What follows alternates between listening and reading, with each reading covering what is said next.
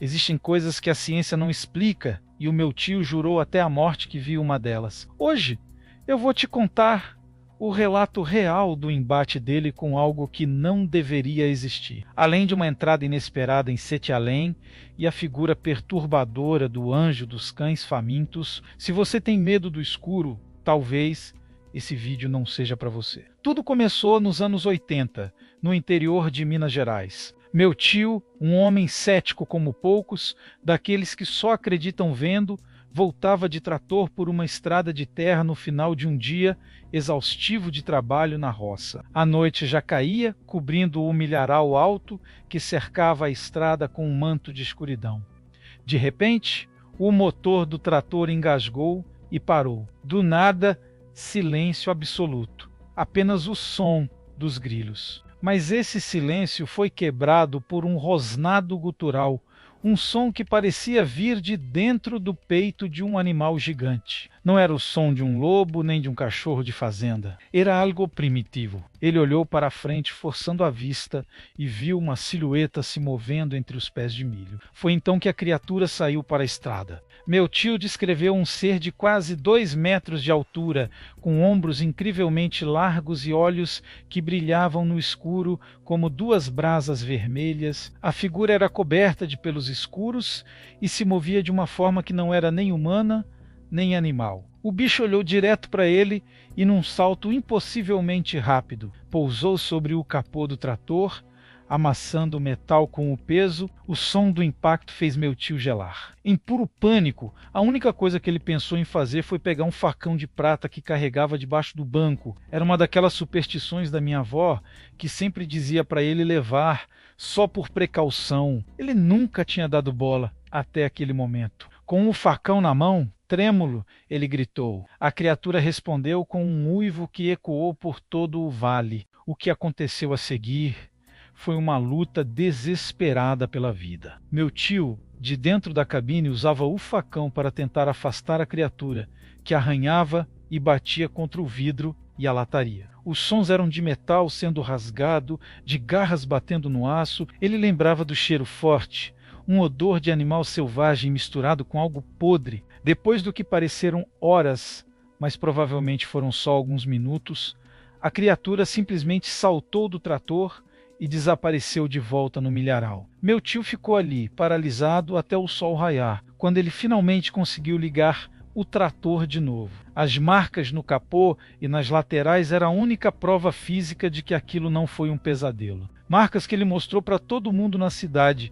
e que deixaram na alma dele uma cicatriz que nunca fechou. Mas se o lobisomem é o medo da carne, o medo físico, Sete Além é o medo do espírito, o medo do que não se pode tocar. Um seguidor aqui do canal me enviou um relato que é de arrepiar. Ele mora em São Paulo e contou que um dia, voltando do trabalho cansado, ele pegou um ônibus que ele achava que era o certo. Ele sentou na janela e cochilou por um instante. Quando abriu os olhos, algo estava errado. O céu, que deveria estar cinzento e escuro, tinha um tom doentio de amarelo. As ruas lá fora estavam vazias, mas os prédios pareciam velhos, decrépitos. Ele olhou para as outras pessoas no ônibus. Elas tinham rostos pálidos, quase acinzentados, e olhos fundos, vazios. Ninguém falava. O ar dentro do ônibus tinha um cheiro estranho, um cheiro de mofo e podridão. Ele percebeu que não estava mais em São Paulo.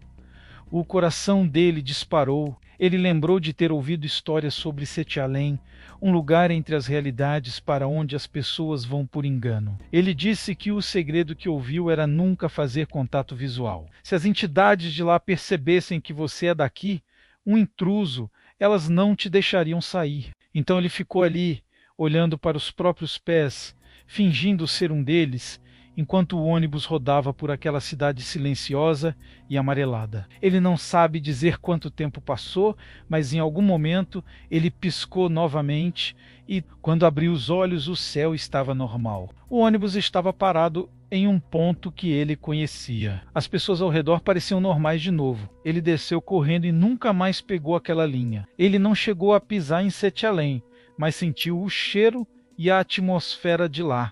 E isso foi o suficiente para assombrá-lo para sempre. E por fim, o relato mais bizarro quase poético em seu horror, a lenda do anjo dos cães famintos. Dizem que em cidades pequenas, principalmente no interior, quando muitos cães de rua começam a uivar ao mesmo tempo, em uníssono, sem nenhum motivo aparente, é porque ele está passando.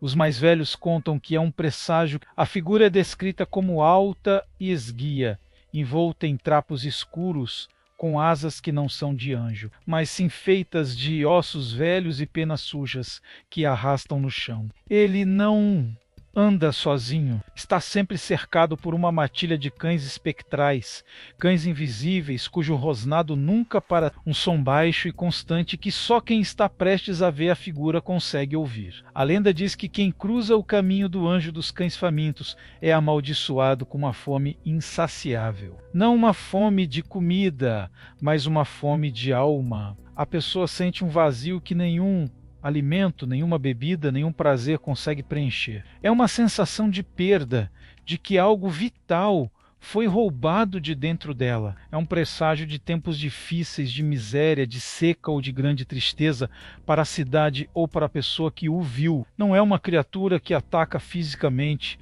mas que drena a esperança. É o tipo de medo que não te faz gritar, mas te faz chorar em silêncio no escuro. Essas histórias foram enviadas por pessoas como você, ou, no caso do meu tio, aconteceram na minha própria família.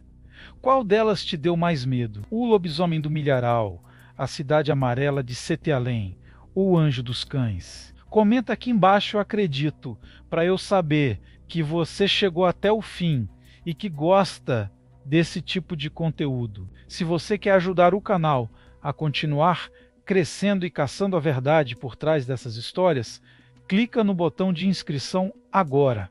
É muito importante para a gente. E lembre-se sempre, aquilo que você escolhe ignorar pode estar te observando da escuridão. Obrigado por assistir e até a próxima.